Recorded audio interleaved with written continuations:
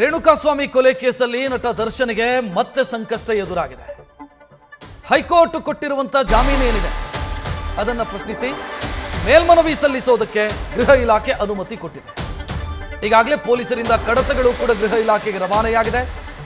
7 ಮಂದಿ ಆರೋಪಿಗಳ ಜಾಮೀನನ್ನ ಪೊಲೀಸರು ಪ್ರಶ್ನಿಸೋದಕ್ಕಿದ್ದಾರೆ ಮೇಲ್ಮನವಿ ಸಲ್ಲಿಸುವ ಮುಖಾಂತರ.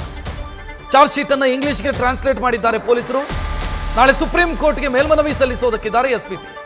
ಆ ಮೂಲಕ ದರ್ಶನ್ಗೆ ಸಂಕಷ್ಟ ಎದುರಾಗುವಂತ ಮುನ್ಸೂಚನೆ ಕಾಣ್ತಾ ಇದೆ. ಈ ಬಗ್ಗೆ ಹೆಚ್ಚಿನ ಡೀಟೇಲ್ ನೀಡೋದಕ್ಕೆ ನಮ್ಮ ಪ್ರತಿನಿಧಿ ಅಂಕಿತಾ ನೇರ ಸಂಪರ್ಕದಲ್ಲಿ. ಅಂಕಿತಾ, ಯಾರ್ಯಾರ ಜಾಮೀನನ್ನು ಚಾಲೆಂಜ್ ಮಾಡೋದಕ್ಕೆ ಹೊರಟಿದ್ದಾರೆ ಮತ್ತೆ ಏನಾಗ್ತಿದೆ ಇದಕ್ಕೆ ಸಂಬಂಧಿಸಿ ಡೆವಲಪ್ಮೆಂಟ್? ರಕ್ಷತ್, ರೇಣುಕಾಸ್ವಾಮಿ ಕೊಲೆ ಕೇಸಿಗೆ ಸಂಬಂಧಪಟ್ಟಂತೆ ಈಗಾಗಲೇ ದರ್ಶನ್ಗೆ ಮತ್ತಷ್ಟು ಸಂಕಷ್ಟ ಎದುರಾಗಿದೆ.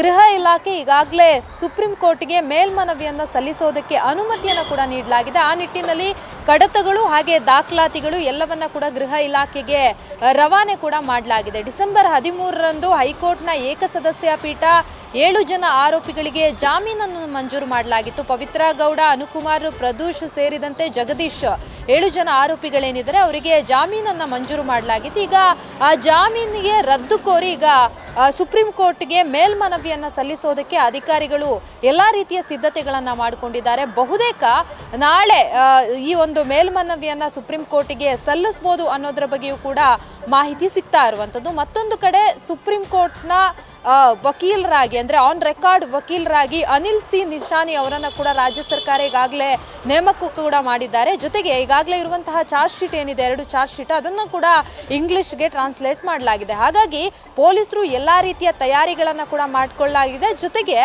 ಈ ಒಂದು ಪ್ರಕರಣದಲ್ಲಿ ಪ್ರಮುಖ ಎವಿಡೆನ್ಸ್ಗಳೇನಿದೆ, ಜೊತೆಗೆ ಹಿರಿಯ ವಕೀಲರ ಜೊತೆ ಈಗಾಗಲೇ ಪೊಲೀಸ್ ಅಧಿಕಾರಿಗಳು ಚರ್ಚೆಯನ್ನ ಕೂಡ ಮಾಡಿಕೊಂಡು ಈಗ ನಾಳೆ ಸುಪ್ರೀಂ ಕೋರ್ಟ್ಗೆ ಮೇಲ್ಮನವಿಯನ್ನ ಸಲ್ಲಿಸೋದಕ್ಕೆ ಎಲ್ಲಾ ರೀತಿಯ ತಯಾರಿಗಳನ್ನ ಸಿದ್ಧತೆಗಳನ್ನ ಮಾಡಿಕೊಂಡಿದ್ದಾರೆ. ರಕ್ಷತ್, ಥ್ಯಾಂಕ್ ಯು ಅಂಕಿತಾ ಮಾಹಿತಿಗೆ. ನ್ಯೂಸ್ ಫಸ್ಟ್ ನಿರ್ಭೀತಿಯಿಂದ ನಿಮ್ಮ ಪರವಾಗಿ.